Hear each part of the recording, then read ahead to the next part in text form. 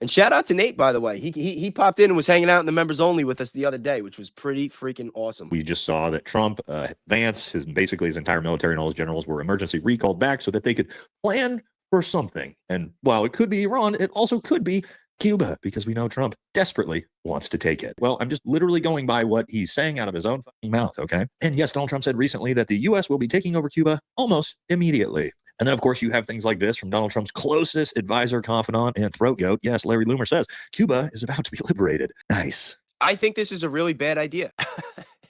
Is Trump, is he really going to bring us to war with Cuba now? Like, is that really next on the agenda? First, we go into Venezuela, we take their president, then we go to war with Iran, and now it's Cuba. You know, it seems like, I mean, let's face it, I don't think J.D. Vance and Erica Kirk are going to win any election in 2028. I happen to be of the mind that our politics are all WWE and it's all a uniparty anyway. But if it's not, if the Republicans and the Democrats really are against each other in any kind of capacity, then they might be thinking that this is it, that they got a couple more years to do everything that they want to do before the Democrats take power. I mean, let's face it, midterms are right around the corner. I have a feeling that we're going to see a blue wave. I cannot see the Republicans coming out of the midterms ahead. With everything that's happened since Trump got back in office, I don't see it. I think they're going to get mopped. It appears to me that Trump and the Republicans are just going to put the pedal to the metal, and they are just going to go full steam ahead. So everything that they were planning on doing throughout the course of a 4-year term, they're going to try to squeeze into 2. Special forces have orders to capture or KIA, if they're able, make Cuba great again. Yes, MAGA is already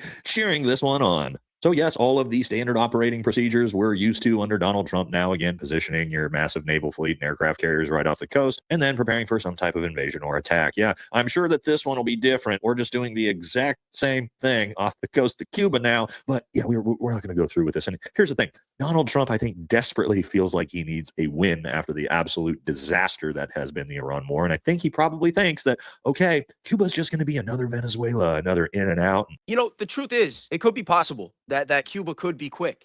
But it doesn't mean that it's the right thing to do. And even if it is quick, it doesn't mean that it's going to be a win. Because at this point, I think the majority of people see through it. I mean, Trump definitely still has this core MAGA cult base that is just going to go with whatever he says. You know, they believe the files are a hoax. They believe that, you know, Iran is this big threat and they can't let him get a nuke. And, you know, they choose to believe this.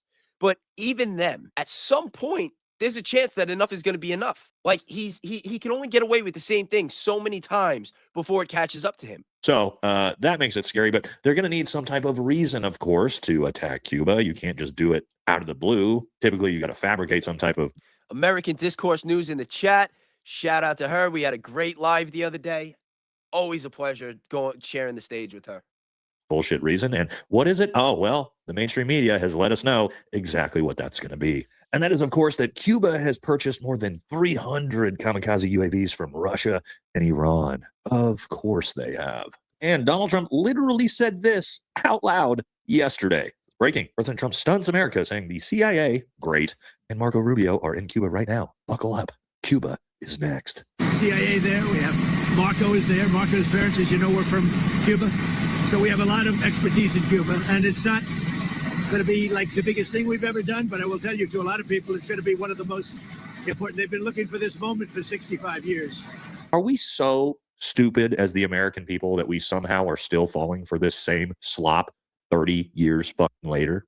I guess we are. And it's being signaled everywhere. You know, Rubio more than anybody is desperate to take it to Cuba, obviously, because, of course, of his parents. And he says, Rubio warns Cuban leaders they won't be able to buy time. Calls Cuba a threat. Yep. That part right there just feels like they're insulting our intelligence. Because let's face it, Cuba is a threat.